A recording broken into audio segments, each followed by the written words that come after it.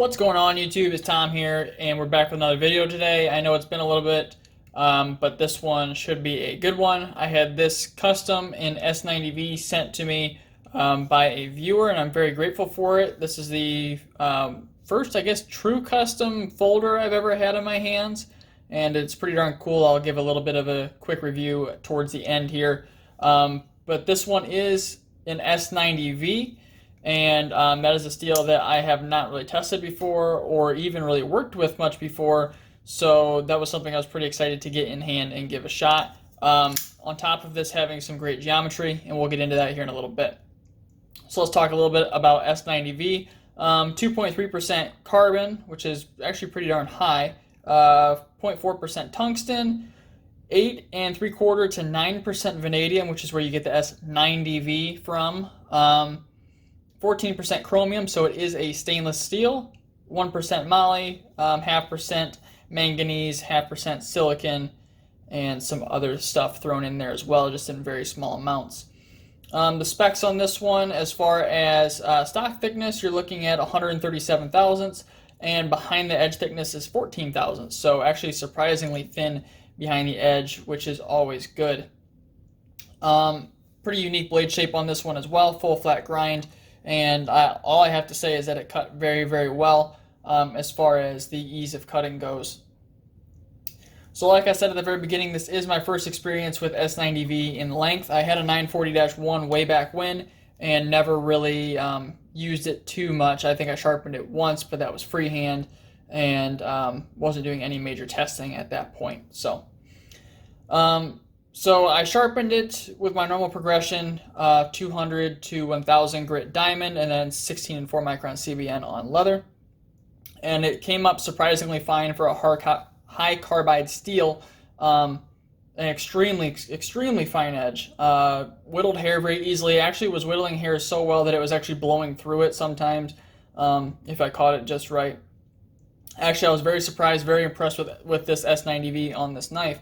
It seemed to be heat treated very, very well. Like I said, sharpened on the normal progression that we normally test with, and then I went ahead and tested this thing on cardboard. This was tested on that newer, like Walmart moving boxes thing to keep the results consistent and eliminate any of the variable of the cardboard. First test on, I think it was this knife, I did on the old cardboard and had some weird results too, like I mentioned in the last video. So I went ahead and tested this one, and it cut 260.33 feet, which is kind of disappointing. I mean, it's good. That's a decent result, but it's not great by any means. That's somewhere up in where that's my Spyderco Stage 2 and S30V does, so that's a little bit disappointing for something like S90V. The geometry of this knife really made it a joy to cut with, so I can't really complain about that, being so thin behind the edge, and it just kind of glided through the material very, very easily. I'm happy with that portion of it.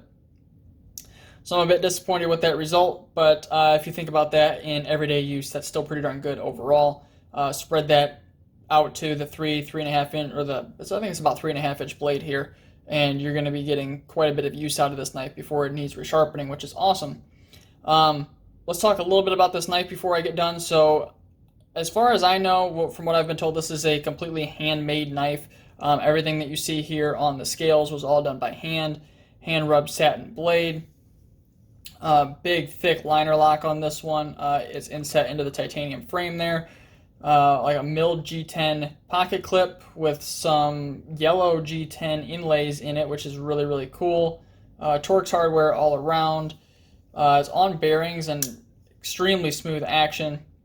Very, very cool. Backspacer is pretty darn neat as well. I think that's brass, if I'm not mistaken. For everything being hand done on this knife, it is super, super cool. Beautiful knife.